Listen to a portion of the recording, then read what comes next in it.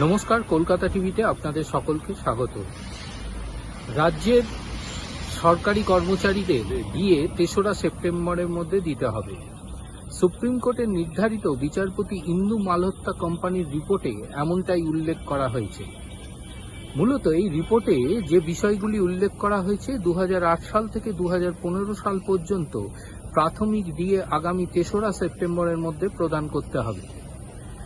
এই কমিটির কাছ থেকে যে রিপোর্ট জমা পড়েছিল তাতে উল্লেখ করা হয়েছিল যে ২০১৬ সালের পর কম্পিউটারাইজড ই সার্ভিস বুক তৈরি হওয়ার ফলে রাজ্যের মহার্ঘ ভাতাটিকে দুটি ভাগে ভাগ করা হয়।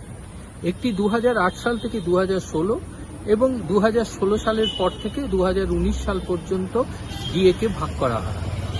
প্রাথমিকভাবে অবসরপ্রাপ্ত বিচারপতি ইন্দু মালহোত্রা কমিটি জানিয়েছেন যে ইতিমধ্যে প্রায় ৬৫,০০০-এর মতো রাজ্য সরকারি কর্মচারীদের ই সার্ভিস বুক তৈরি করা হয়েছে এবং সেটি তৈরি করা হয়েছে ২০০৮ থেকে ২০১৫ সাল পর্যন্ত।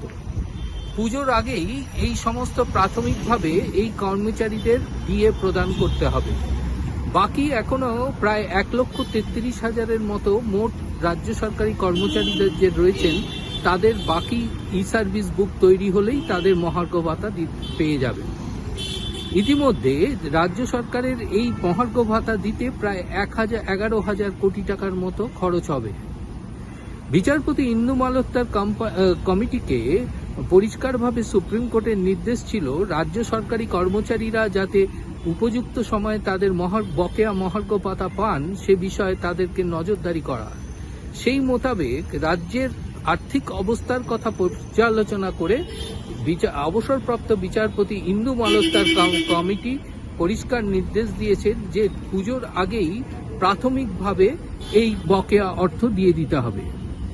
প্রথমত, সুপ্রিম কোর্টের নির্দেশ ছিল যে প্রাথমিকভাবে বকেয়া মহার্ঘ ভাতার ২৫% দিতে হবে ৩ মাসের মধ্যে, এবং বাকি যে ৭৫% সেই ৭৫% অবসরপ্রাপ্ত বিচারপতি ইন্দু মালহোত্রা কমিটি নির্ধারণ করবে কত ধাপে অর্থাৎ কত কিস্তিতে এই বকেয়া মহার্ঘ ভাতা দেওয়া যাবে।